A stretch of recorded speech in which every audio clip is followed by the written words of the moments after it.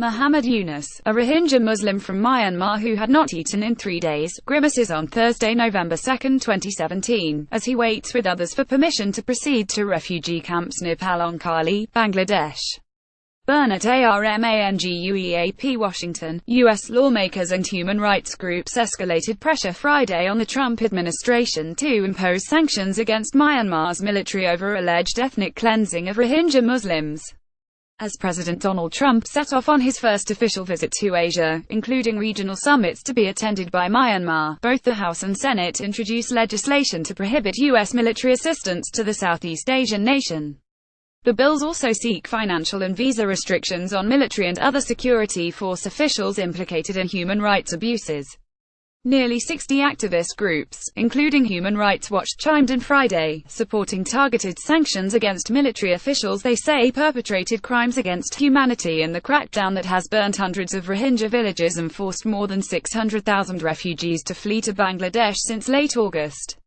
Refugees have provided first-hand accounts of unfathomable brutality: soldiers burning infants alive, gang-raping women, shooting villages fleeing their homes, violations that research by non-governmental organizations has found to be widespread and systematic, the groups said in a letter to Secretary of State Rex Tillerson and Treasury Secretary Steve Mnuchin. The State Department has already imposed additional restrictions on existing, low-level military ties, and says it is considering sanctions.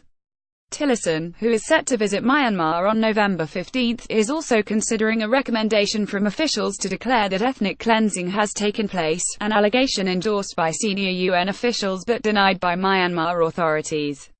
While it remains uncertain whether the U.S. legislation, introduced in both houses of Congress on Thursday, will become law, it reflects a dramatic, bipartisan shift in sentiment in Washington within a year.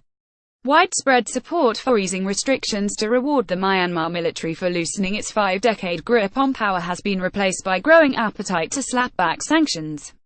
It's time to reimpose targeted sanctions against the senior military officials responsible for this brutality to send a clear message: this violence must stop, perpetrators must be held accountable, and there must be meaningful civilian control over Burma's military and security forces, said Rep. Eliot Engel of New York, top-ranking Democrat in the House Foreign Affairs Committee. Arizona Republican Sen. John McCain, a co-sponsor of the Senate bill, said it would hold accountable the senior military officials responsible for the slaughter and displacement of innocent men, women and children in Burma, and make clear that the United States will not stand for these atrocities.